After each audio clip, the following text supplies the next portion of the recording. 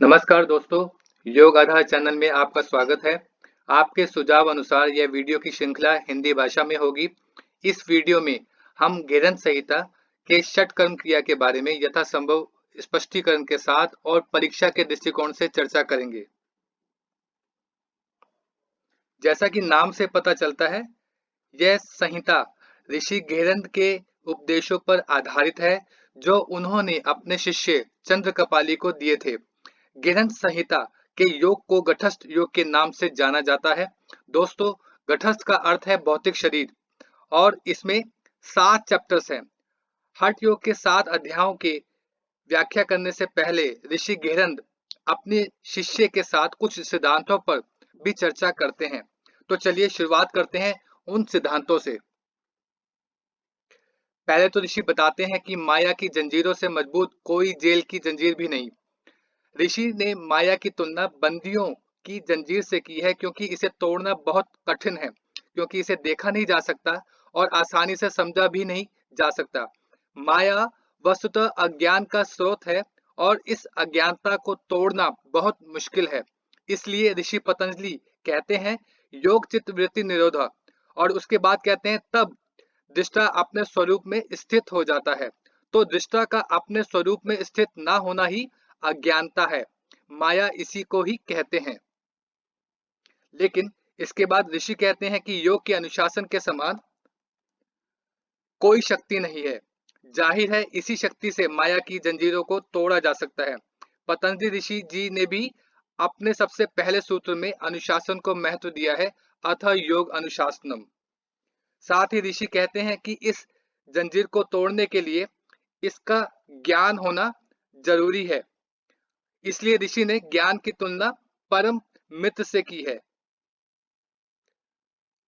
अब ऋषि चेतावनी देते हैं कि आपका सबसे बड़ा दुश्मन आपका अपना अहंकार है, और यह हमारे जीवन के सभी पहलुओं पर लागू भी होता है। ईगो इज एनिमी की किताब में लेखक कहते हैं कि हमारे कैरियर में अहंकार हमें अपनी प्रतिभा को विकसित करने से रोकता है। जब हम सफलता का स्वाद चखते हैं, तो अहंकार हमें अपने दोषों के प्रति अंधा कर देता है, हमें दूसरों से दूर कर सकता है और हमारे पतन की ओर ले जा सकता है।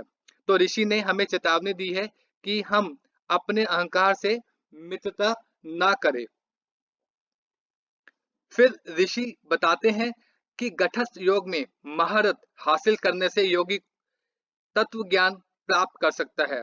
ठीक उसी प्रकार जैसे भाषा के अक्षर सीखकर सभी चीजों का अध्ययन उस भाषा द्वारा किया जा सकता है।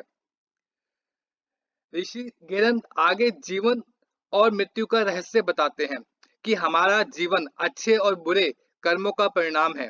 हम सभी जानते हैं कि हमारे सभी कार्य शरीर पर आधारित होते हैं। बिना शरीर के हम कोई भी कर्म नहीं कर सकते हैं। फिर ये कर्म हमारे पुनर्जन्म और उनके शरीरों के लिए जिम्मेदार होते हैं। इसी प्रकार यह चक्र एक घूमने वाली चक्की की तरह चलता रहता है। ऋषि आगे बताते हैं कि कैसे हमारी आत्मा कर्मों पर आधारित जीवन और मृत्यु से गुजरती है। जैसे घूमती हुई चक्की में बाल्टी जो ऊपर और नीचे जाती है, अब भरी हुई और अभी खाली, यह चक्र चलता रहता है। ऋषि बताते हैं कि हमारा शरीर जल्द ही क्षय को प्राप्त होने वाला है, और इसे योग अग्नि में कठोर रूप से शुद्ध और मजबूत करके रोका जा सकता है।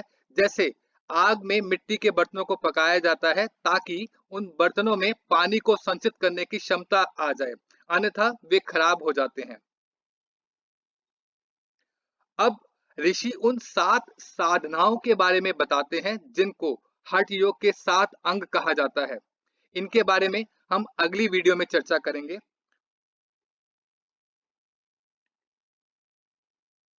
इस वीडियो को देखने के लिए आपका धन्यवाद।